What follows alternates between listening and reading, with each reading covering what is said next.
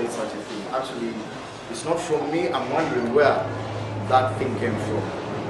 Actually, I apologize if anyone said that thing, because you are representatives in Parliament and you're honorable people. So I regret whoever said such a word, but I don't know where it came from. And when I look at my team, I don't think anyone can say such a word.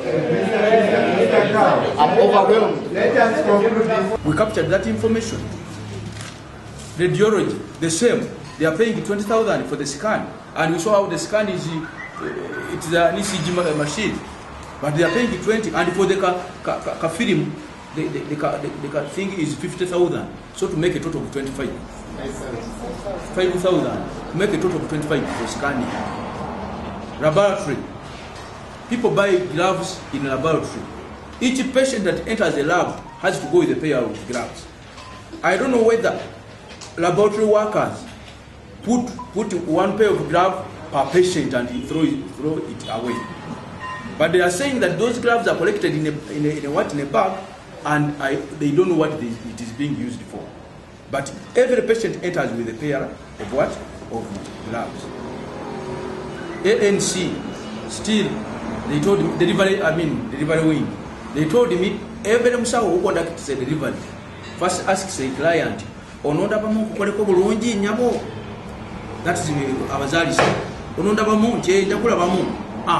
Now that client is worked on well. But if you say no, you can't be delivered. Akakiiko kakyadde mu ddwaliro ly'e Iganga okwetegereza embeera gye likoleramu n'okulaba engeri gye tusobola okuyambamu bannayuganda okufuna obujjanjabi obw'omulembe.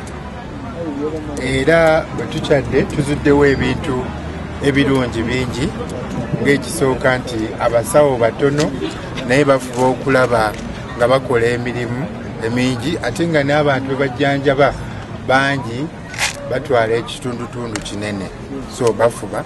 Ne tusangawo n'ebirala nti nno bayiyiza, era bye twagala abalala bayige, bayiyiza ne batitenkanya engeri gye bafunamu amazzi aga layisi, ne bakendeeza ku ssente ze basaasaanya ku mazzi.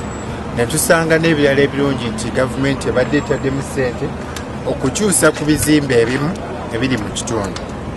Naye era tusanzeewo n'ebyokusoomoozebwa bingi, era ababaddewo mulabye nga tubyogera n'ekkaawo. Ekisooka nti kumpi buli mulwadde ajja mu ddwaliro bamusabayo ssente ezitali mu butongole.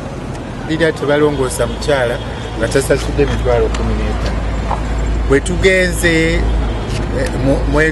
mu sikaani y'ebiri kitundu, bwe tugenze gye bakuulira amannyo, buli mulwadde asasulwayo 3,000, ate nga abalwadde bakimanyi naye nga tebafuna lisiiti, ate nga n'abakulembeze endozi ebimu babadde tebabimanyi.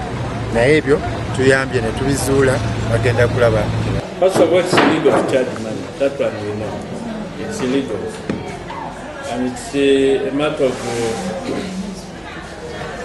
discipline. So we are going to take disciplinary action on them. We have a disciplinary committee, first of all. They have to appear before the disciplinary committee, and they explain what happened and all that which you have seen. The NAF have been here, the MS has been here. Then thereafter, if we realize that the matter is grave, before